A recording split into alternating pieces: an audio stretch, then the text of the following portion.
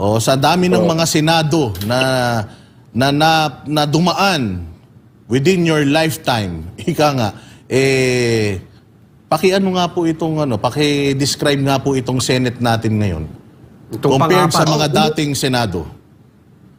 Well, yung nangyari kanina ay nagkaroon na ng prelude nung pang-nakaraang hearing, di ba? Sabi nung nag-uusap nga kami ni Coach Oli nung nakaraang Martes, pinag-uusapan namin malinaw pa sa sikat ng araw na meron ng attempt, no? Para hinto siya. Lamang ay hindi talaga siya nahinto. Gawa ng hindi pa siguro, hindi naging persado yung dating ni Chief.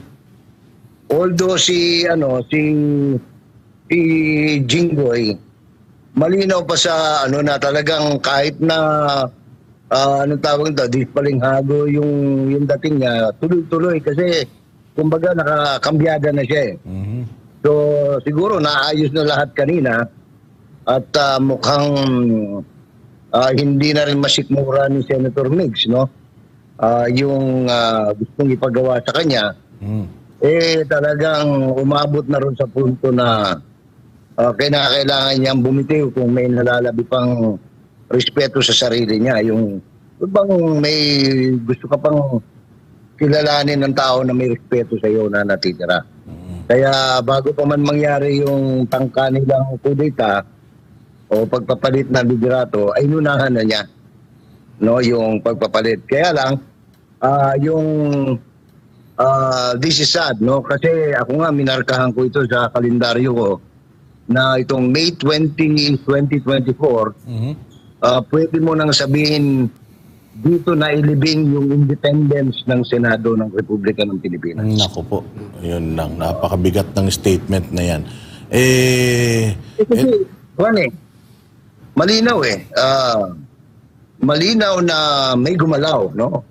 May nagpagalaw sa baso at yung nagpagalaw, obviously galing naman sa taas, no?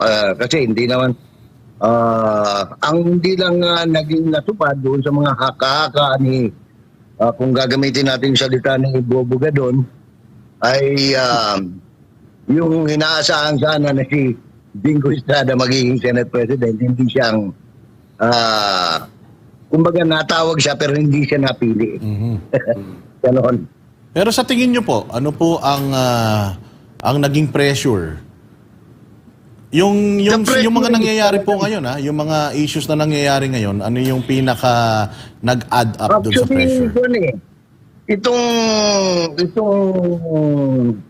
sa PDEA Leaks, ano lang ito, naging diversion lang ito ng konti. But from the very beginning, isa lang ang ano naman talaga, ang objective. The objective is to amend the Constitution, practically abolishing the Senate. Ewan ko kung bobo lang talaga itong mga natitira sa Senado, hindi na nababasa yan, o they are willing victims of the eventual abolition of Senate at pagiging unicameral ng legislature, practically abolishing also the office of the Vice President and creating the office of the Prime Minister. Yun talaga ang bottom line nito eh. Kahit ano pang mga pasakali o mga sinasabi na economic reform, etc. Malabo yun eh. Isa lang talaga ang kondisyon nila riyan. So nadadivert yung attention natin, Sir Jay. Yun po ang sinasabi. Pati yung kay Kibuloy, ginawa nilang diversion. Itong kay Mayor Go, ginawa nilang diversion. Yung PDEA Leaks, ginawa diversion. Kaya lang, pag pumuputok, doon sila nangangatal. Kapara ng PDEA Leaks, akala nila, madali ito, yung sandali lang, no? Papagbigyan lang yung kate. Pero lumalaki lahat tumutug, kumbaga kumakatok sa doorsteps nila. Nagkakasama. Sir Jay, matanong ko lang, bakit sa tingin ninyo si Senator Chis ang napili? Pwede naman si Senator Jinggoy dahil napaka-agresibo niya. Tama yung desisyon nila eh. Na kasi masyadong obvious kung si Jinggoy. Pangalawa, may tendency, isip siguro nila, baka sa mga, hindi natin alam kung ano yung mga conditions nila sa result, di ba? Kung ano yung mga foundation. Kasi yung kay Jinggoy, alam naman natin, meron din personal yun na gusto niya, halimbawa, ma-uphold ng Supreme Court yung conviction niya. Siyempre, mabibilanggo siya. Pero, madali because pwede siyang bigyan ng executive clemency. Di ba? Yun ang quid pro quo doon. Yung kay Cheese kasi hindi masyadong controversial yung kapalit. Baka, kumbaga sa yung isa hamon ang inihingi, ito pandesal lang na may palaman. Hindi masyadong halata. Ganun ba? Hindi masyadong halata. Tsaka mas disimulado kasi unang-una, si Jinggoy hindi hindi kumuha ng bar. Si Escudero, summa cum laude graduate ng UP. Kumbaga may Qualifications. may dating. May dating na, yung Senate President, mas magaling naman kaysa kay Migs kasi summa cum laude, dating Professor of Laws, 3-term na congressman, yung gano'n. Di ba? Yung, kumbaga So yung gusto nilang imaheng palabasin, mas medyo maganda image. Kaya lang ako, from an observer's point of view, dito sila sasablay. Bakit? Yan po sana yung tatanungin ko sa inyo eh. Oo, comparing Mig Zubiri to Cheese Escudero sa pagkakakilala nyo po. Ayan. Pareho kong kilala ito kasi magkakabarkada yan nung Spice Boys eh. Nung ako'y meron pang bar and restaurant sa Quezon City, mga suki ko yung mga binatang yan noon. Spice Boys at Bright Boys daw yan eh. Oo. At saka dati, minority leader yan si Cheese House. Ang deputy niya si Rolex Suplico. Nung kapanahon na yun. Ngayon, kaya ako sinasabing kinakailangan kumbaga sa alagaan nilang mabuti si Cheese. Kasi kapag hindi nila naalagaan yan, may sariling utak din yan. No? Baka mamaya, bukod sa may sariling utak, meron ding may etymology eh. Natatandaan mo, noong panahon ng kampanya ni Pinoy, merong balay at saka doon sa White House. Dalawang grupo yung nagpapatakbo, no? Yung grupo ni Mar Rojas, saka yung grupo nila Cheese. Yung grupo ng Apo, Alpha Phi Omega. Tapos, biglang nawala sa picture si Mar na kamag-anak ni First Lady ngayon. Ang binitbit nila, nagkaroon ng operation sa Smartmatic, Noy. Kaya lumusot yung Noynoy Aquino at saka Jojo Binay. Diba? Napakahusay. So sinasabi nyo, Sir Jay, mas mahihirapan silang kontrolin ito si Senator Cheese. Kung hindi nila alam susian. Pero kung alam nila susian, pwede rin. unang-una si Cheese manginginom. Talagang malakas siya uminom. Malakas. Ano iniinom niyan? Alam nyo po ba? Lahat. Bourbon ba yan? Bourbon, lahat walang pinipili yan. Kahit tuba, tumitira yan. Ako po, talaga naman pala. Maiba naman po tayo, Sir Jay. Ito pong PIDEA Leaks. Yung pong nangyari kanina. Ano po ang inyong sentimiento sa pag-contempt nila kay dating PIDEA agent Morales? Alam mo, doon ako medyo siguro na malikmata si Mr. Bato eh. Si Mr. De La Rosa, si Senator De La Rosa. Kasi napabayaan niya. Kumbaga, naluwagan niya yung renda, tumira si Senator Jinggoy. Tapos hanggang sa nauwi na sa anong pangalan to, calling for the, anong pangalan yan, yung contempt, citing in contempt Mr. because unang-una yung mga questioning ni Jinggoy has nothing to do with the PIDEA Leaks anymore eh. Malinaw naman ang niya, sinisiraan niya yung Yung ano, sinasabi naman ng tao, hindi naman siya. Pangalawa, kung meron dapat isinight si Jinggoy for contempt o nirekomenda for citation of contempt citation, si General Dionisio Santiago dapat. Dahil. Kasi, noong tanda natin, noong nakaraang hearing, pinagyabang pa ni General Dionisio Santiago na siya mismo ang kumausap kay Jonathan, kay Jojo, para pumasok sa bilang investigador ng PIDEA. O di ba, sinabi niya, nadaanan niya, kinausap niya. O. So kung kinausap niya, ibig sabihin, nakalusot siya, pumasok siya, anong problema? Kung may problema si Jinggoy, kung bakit siya nakapasok sa PIDEA si Jojo Morales, problema naging problema dapat ni Santiago, hindi problema ni Morales. Kasalanan ba ni Morales na nakalusot siya, lahat ng requirement na hiningi sa kanya ng PIDEA, binigay niya. Inaprubahan, di na-inform siya, na-employ siya. So kung kinu-question ni Senator Estrada, yung pagkapasok niya dahil nagsisinungaling siya, may mga kaso pa siya, dapat ang tinira nila yung appointing officer. And the appointing officer at that time was General Dionisio Santiago. Napakahina ng background checking nila, ano?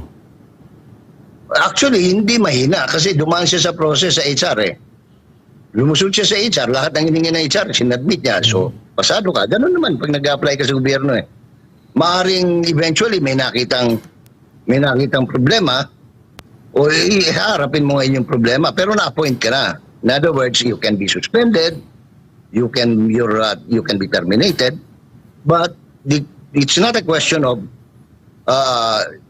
questionable ba yung pagkapasok niya. Wala namang question doon dahil inaprubahan ng appointing officer And the appointing officer was Mr. Santiago at that time. So, hindi ko maintindihan. Kasi, magkakamali sila dyan. Pagka nakakuha ng magaling na abogado, let's say in the molds of Topacio, Attorney Topacio, or maraming magaling na abogado. Bago lang November last year lang ang desisyon ng Supreme Court. Doon sa case ni Mr. Ong of Parmalee Incorporated, na sinabi na ng Supreme Court, hoy, Senado, Blue Ribbon Committee, umabuso kayo. Oo. Contempt ng contempt dito itong pag-cite nila ng contempt kay Mr. Morales, I am sure, confident ako, hindi naman tayo bihasa o dalubhasa sa batas. Pero marami na rin akong kinausap kanina maghapon na talagang 100% sila.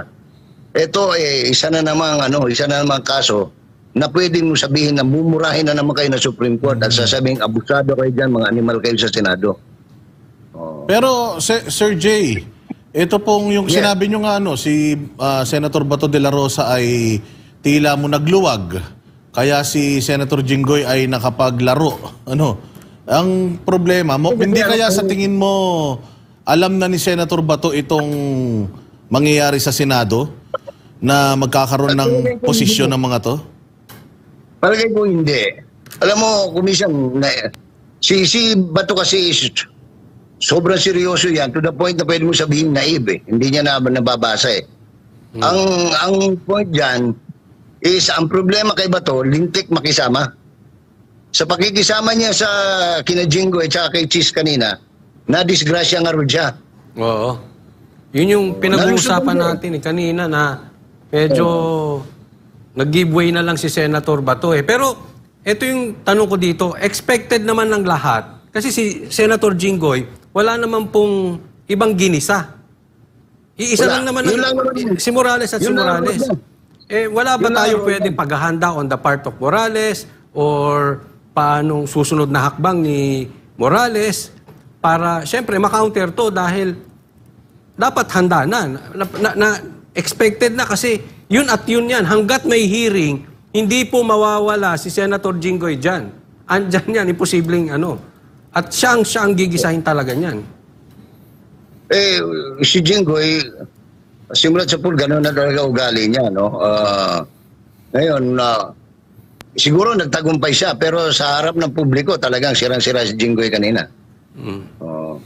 Sabi nitong sa YouTube, ayan, ask ko lang po if may connection po ba yung pag-resign ni Senator Mig Zubiri sa nangyari sa Senate hearing ng PIDEA leaks. Pwede, ano? Nasagot na natin yun kanina. Ano yan, marami eh. Unang-una yung mga priority bills. Tama naman yung sinasabi ng ilang mambabatas na hindi na isulong. Kasi ang o kaya kung naisulong man matumal, halimbawa, natagalan sa Maharlika funds, investment fund.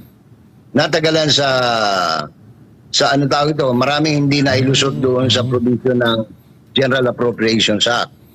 Lalo na yung mga palusot nila doon sa house na mga unprogrammed sa DSWD, sa DPWH at sa iba pa. Yung mga ginagamit ngayon na pangayuda ni Mr. Speaker, no? So yan, pero ang pinakamabigat diyan actually, yung hindi nila maisulong, yung mai-fast track, yung PI, yung yung Politicians Initiative, yung People's Initiative na sinasabi nila. Ano lang ito, kumbaga parang aside lang itong sa PIDEA leaks eh. O Sir Jade, nabanggit nyo yung PI na yan. Bagamat this is a long shot, still, hindi ba parang sinasabi natin may kamay dito ang Kamara? Kasi usapang ano eh. So ibig sabihin may power sila over the Senate or maybe secret power? Hindi, actually hindi sikreto yan. Talagang kumukumpas dyan, ang talagang nasa likod ng PI, si Presidente mismo. BBM mismo. Ang operator lang niya, si Martin Romualdez. Okay. Kasi hindi naman pwedeng gumalaw, alam mo. Hindi naman pwedeng gumalaw. Ngayon, kung hindi man si Presidente yan, kung totoo yung sinasabi lang, hindi naman actually si Presidente, kundi si First Lady ang gumagalaw, basta't merong mas nandyan sa Malacanang, anak kumukumpas. Hindi pwedeng walang kumumpas dyan dahil on his own, si Romualdez cannot act. Hindi siya pwedeng gumalaw. Kaya nakakagalaw yan because may kumpas. Tingnan mo example na lang.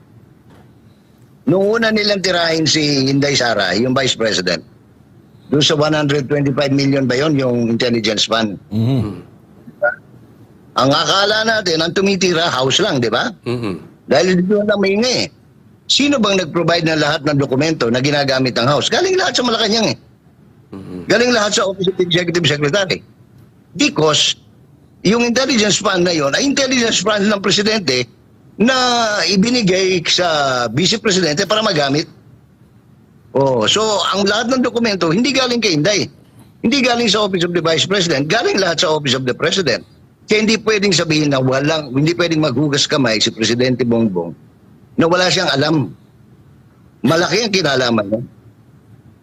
Yung PI na yan, People's Initiative, sa kanila rin yan. Kasi ang ultimate beneficiary, siya, anak niya, pinsan niya, o kung sino pa. So, katulad ng sinasabi nitong nasa YouTube ngayon na ating kasama nanonood. So, tama si Banat Bay na lahat ng ito ay to divert the real issue. So, yung nag-inform kay Maharlika about PIDEA leaks, kasabwat nito.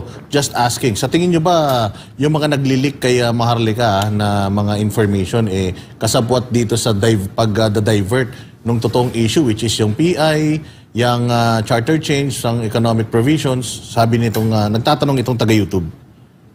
Sa English ang tawag niyan, it is not far-fetched. No? Hindi malayo. Posible. Kasi, una, lahat ng mga galing sa inner sanctotum ng Malacanang nakukuha yung information. It cannot be done kung hindi galing sa loob ang nagbibigay. So, pwedeng kilala din nila yan, ano? Oo. Kasi dalawa yan Parang ano yan. It could be, I just hope, no? I do not want to cast aspersion on Claire, no? Contreras. Pero, it is possible that she's also being coy. Yes, being used. Ano? She's also being used. Unwittingly, na ginagamit siya boosting her ego as the blogger, no? Naku, Siya, napakaganda. sa kanya, maaaring Alam. hindi niya alam yun. Maaaring hindi niya alam na pinasasakay siya. Kasi ang ganda niyan sarap niyan Kumbaga parang Ikaw yung laging una sa balita ano? Bida ka Oo. Pero maaaring hindi niya alam na ginagamit din siya unwittingly. O sige, i-feed natin si Maharlika ng ganito. Pagputok niyan, iipitin naman natin kung sino yung kanyang kakampihan. Although ako, I would like to believe na si Maharlika is tama yung ginagawa niya. Pero yun na nga, ako, naging announcer din ako, sometimes nagagamit tayo ng hindi natin alam.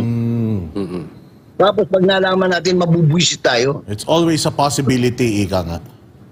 Oo, sabi nga dyan sa politika kasi, pagka ganyan mga political infighting, it's always pregnant with possibilities. Kaya tinatawag niyan, you should be worried, lalo na kayo, no? Nasa political commentaries kayo, you should be, anong tawag ito, kailangan mapagmasid kayo, mapanimbang kayo, because sa politika, katakot-takot ang masturbation. Yung salsal, no? Kung tawagin sa wikang nakilar. Na pagka ikaw ay nalingat, pwede kang palusutan. Di ba? Ayun, naku po. Last na message na lang po, Sir Jay, bago tayo magtapos doon sa mga issues ngayon ng bayan natin, mga kababayan natin nanonood, at saka komentuhan nyo na din yung successful na Inday Sara Resign movement dyan sa Liwasang Bonifacio nung nakaraan.